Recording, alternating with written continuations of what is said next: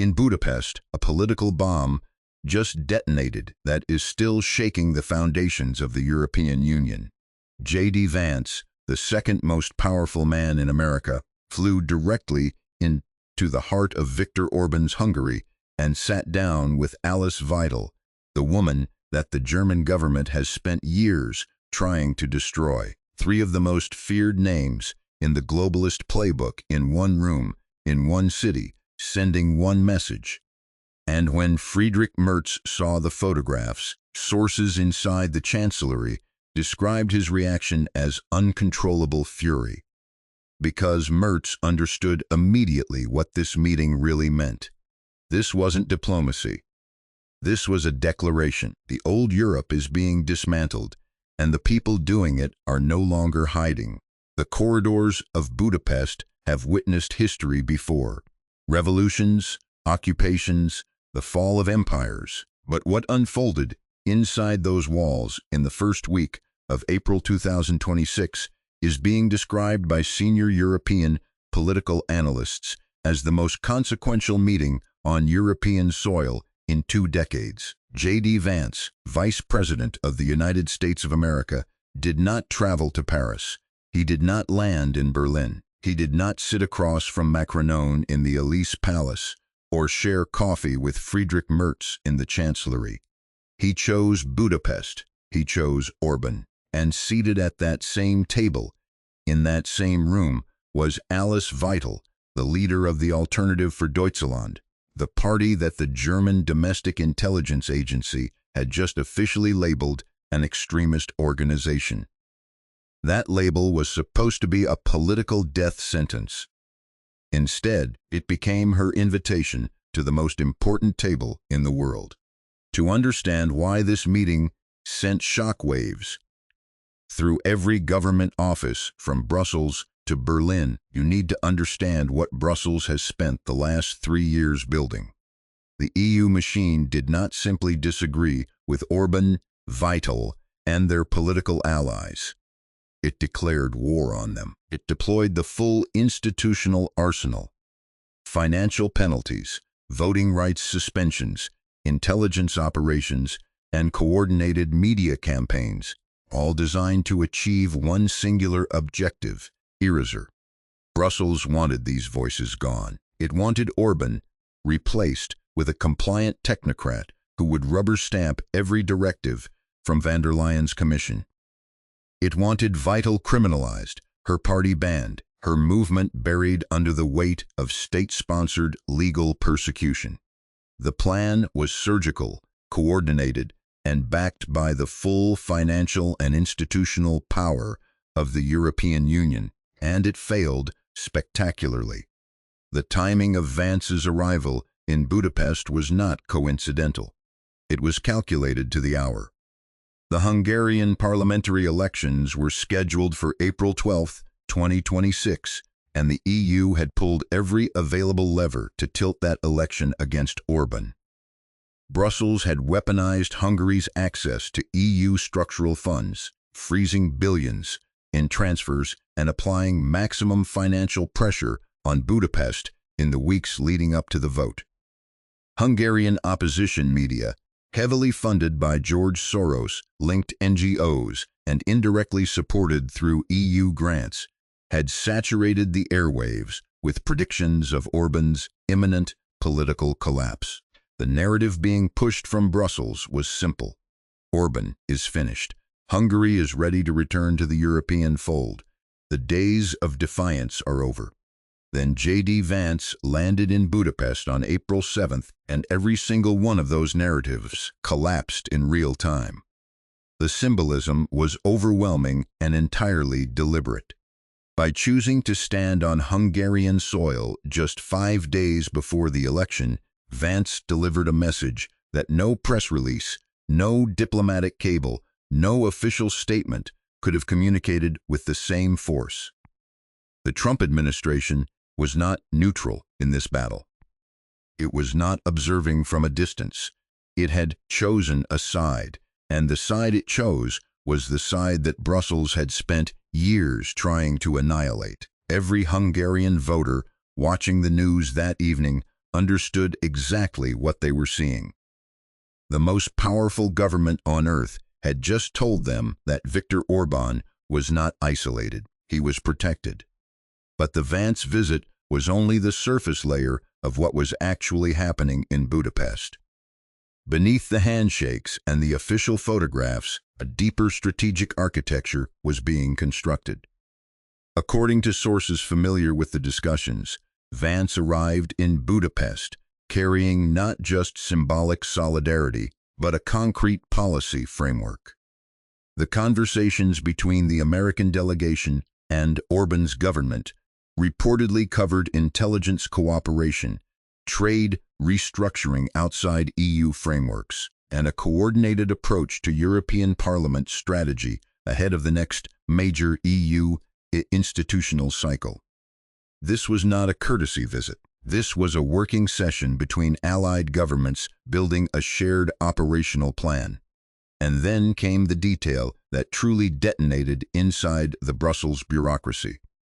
Alice Weidel was present, the leader of a party that had just been formally designated as a threat to German constitutional order, was sitting inside the same room as the Vice President of the United States, being treated not as a pariah, but as a peer, not as an extremist to be managed, but as a political leader to be consulted. The photographs that emerged from Budapest did not just humiliate Friedrich Merz. They demolished the entire strategic logic that the German government had constructed around the AfD designation. Berlin had told the world that Weidel and her party were beyond the pale of legitimate democratic participation. Washington had just told the world the exact opposite. The reaction inside the chancellery in Berlin was immediate and, according to multiple German political correspondents, volcanic. Merz, a man who has built his entire political identity around positioning himself as the responsible transatlantic, pro-American face of German conservatism, had just watched the American administration publicly embrace the movement he had staked his government on destroying. His aides scrambled to draft a response. His foreign minister placed urgent calls to the State Department, and Merz himself took to X, formerly Twitter, to condemn the Budapest meeting as a threat to European security and transatlantic unity. But even as he typed those words, the people inside his own chancellery knew the devastating truth. Friedrich Merz was no longer speaking from a position of strength.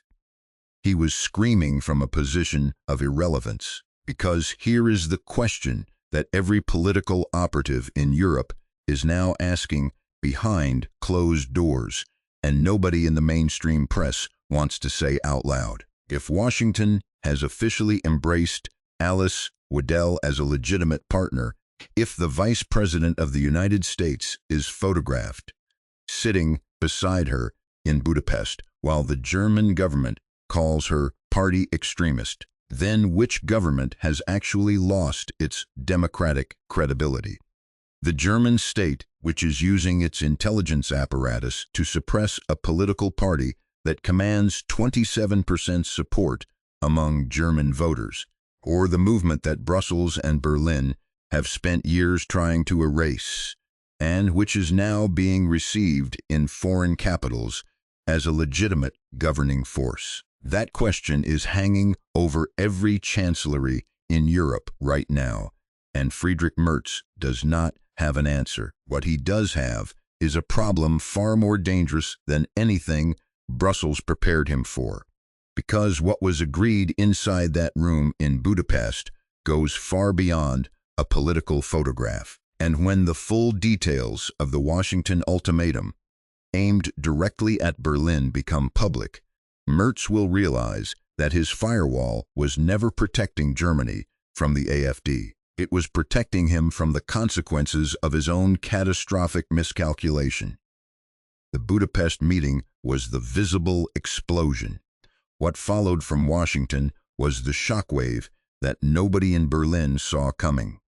While Friedrich Merz was still drafting his furious response on X, The machinery of American political power was already moving against him with a precision and speed that exposed just how completely isolated Germany had become from its most critical ally. The Trump administration did not respond to Mertz's condemnation with diplomatic courtesy. It responded with a series of calculated political strikes aimed directly at the foundations of German institutional power, each one more devastating than the last. The opening salvo came from Senator Tom Cotton, one of the most influential voices in American foreign policy and a man with direct lines into the highest levels of the Trump White House. Cotton did not mince words in a statement that sent German government officials scrambling for their phones. He outlined 3 specific measures that the United States was prepared to implement if Berlin continued using the Verfassungsschutz, Germany's domestic intelligence agency, as a political weapon against the AfD. The first was an intelligence blackout, a total and immediate cessation of all intelligence sharing between American agencies and their German counterparts. For a country that relies heavily on American satellite data, signals intelligence, and counterterrorism cooperation to protect its own borders, this was not a bureaucratic inconvenience. It was an existential security threat. Without American intelligence, German domestic security services would be effectively operating in the dark against the very threats they claim to be combating. The second measure was the rejection of all German surveillance requests on American digital platforms. This single policy shift had the potential to unravel years of behind-the-scenes cooperation between German intelligence and American tech infrastructure, cooperation that Berlin had quietly depended upon to monitor political opponents and track the digital activities of AfD-affiliated networks. Washington was telling Berlin in precise and unmistakable language that this arrangement was finished. The third measure was the most politically explosive of all, a full congressional investigation into whether American intelligence agencies had previously assisted the German government in conducting surveillance operations against AfD leadership and supporters with the specific purpose of sabotaging the party's democratic growth. If that investigation were to be launched, and if evidence were to surface confirming American complicity in German political suppression, the fallout would not just destroy the Merz government, it would trigger a constitutional crisis inside Germany that would make the current political turbulence look like a minor disagreement. Marco Rubio, serving as Secretary of State, added an additional dimension to the pressure campaign that struck at the very heart of Germany's self-image as a champion of liberal democracy. Rubio had already used the word tyranny to describe the German government's treatment of the AfD, and he did not walk that language back. Instead, he amplified it. In a series of statements and diplomatic communications that bypassed the traditional channels of transatlantic courtesy, Rubio made the American position explicit. A government that deploys its state intelligence apparatus to designate a political party representing more than a quarter of its electorate as an extremist organization is not defending democracy. It is dismantling it, and the United States would no longer pretend otherwise for the sake of diplomatic comfort. The impact of these statements inside Germany cannot be overstated. The German political establishment had operated for decades under a foundational assumption that America and Europe shared a common understanding of democratic norms, and that Washington would always ultimately side with the established institutional order in Berlin and Brussels against any challenge from the nationalist right. That assumption was now ash. The Trump administration had not only refused to validate the AfD designation, it had turned that designation into a rallying point, framing it as evidence of authoritarian overreach by a government that had lost its democratic legitimacy. Every statement from Cotton, every word from Rubio, every photograph from Budapest was being absorbed by the 27% of German voters who support the AfD. And what they were absorbing was a simple and enormously powerful message. The most powerful democracy on earth sees you, and it sees your government for what it is. Inside the German chancellery, the strategic calculation that Merz had staked his government on was coming apart at the seams. The firewall, the political strategy of refusing any cooperation or legitimization of the AfD, had been built on a specific premise: that by isolating the party completely, by denying it any institutional legitimacy, by using every available legal and administrative tool to suppress its growth, the German political center could contain the sovereignist wave that was reshaping the rest of Europe. Merz had watched what happened in France with Marine Le Pen, in Italy with Giorgia Meloni, in Hungary with Orbán, and he had convinced himself and the Brussels establishment that Germany was different, that the firewall would hold, that the German democratic center was strong enough and sophisticated enough to prevent the same realignment from occurring inside the most powerful economy in Europe. Budapest destroyed that premise in a single afternoon, and Washington then spent the following week methodically dismantling every brick that remained, because the brutal political reality that Merz was now confronting was this: the firewall had never actually been about protecting German democracy from extremism. It had been about protecting the established political parties from democratic accountability. The AfD had not grown to 27% support because of Russian interference or foreign manipulation, the explanations that Brussels preferred. It had grown because millions of ordinary German citizens looked at a decade of open border migration policy, accelerating deindustrialization, exploding energy costs, and ideological capture of public institutions, and concluded that the parties governing them had catastrophically failed. The firewall was not a defense of democracy. It was a barrier against the democratic consequences of policy failure. And now that barrier was being torn down, not from the inside, but from across the Atlantic, by an American administration that had looked at the same evidence and reached the same conclusion that millions of German voters had already reached. Friedrich Merz was not defending Germany.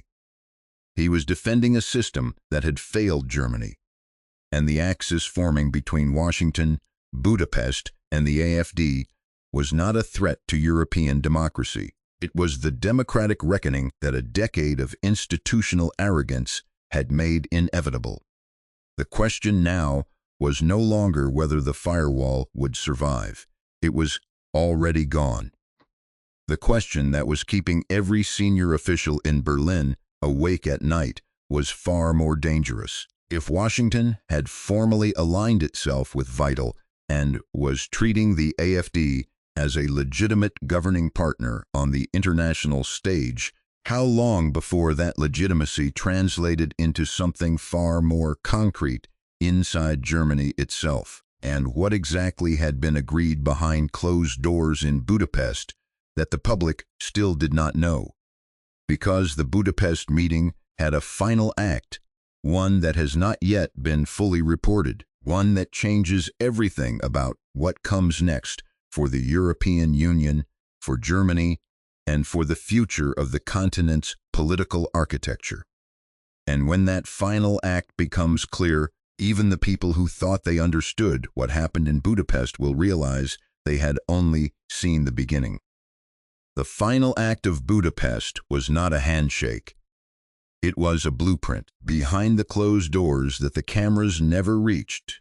The conversations between Vance, Orbán, and Vital had moved beyond symbolism into pure strategic architecture. Sources close to the Hungarian government confirmed that the discussions centered on a coordinated approach to the upcoming European Parliament realignment, a systematic plan to construct a sovereignist majority capable of dismantling the von der Leyen Commission's legislative agenda from the inside. This was no longer a resistance movement operating from the margins. This was a governing coalition in the final stages of assembly. The numbers already tell the story that Brussels refuses to accept.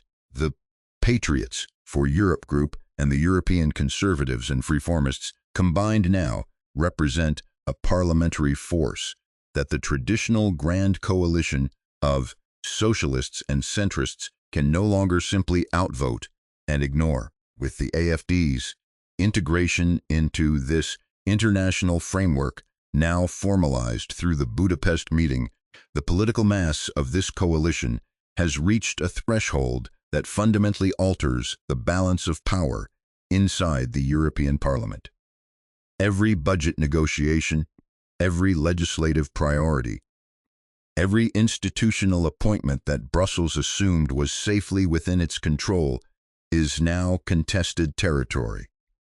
Friedrich Merz returned to Berlin carrying nothing but the wreckage of a strategy that was obsolete before he even implemented it. The Chancellery, that was supposed to be the command center of European resistance to the sovereignist tide, had become its most visible casualty. While Merz was constructing firewalls, his opponents were building alliances that crossed oceans. While Brussels was freezing funds and threatening legal proceedings, Washington was offering legitimacy, protection, and a seat at the table of the New World Order being assembled in real time. The era that the globalist establishment built across 4 decades, the era of managed consensus, suppressed dissent, and manufactured democratic norms, is facing its most powerful coordinated challenge in history. Budapest was not a moment. Budapest was a signal. The Patriots have closed ranks. The realignment has begun.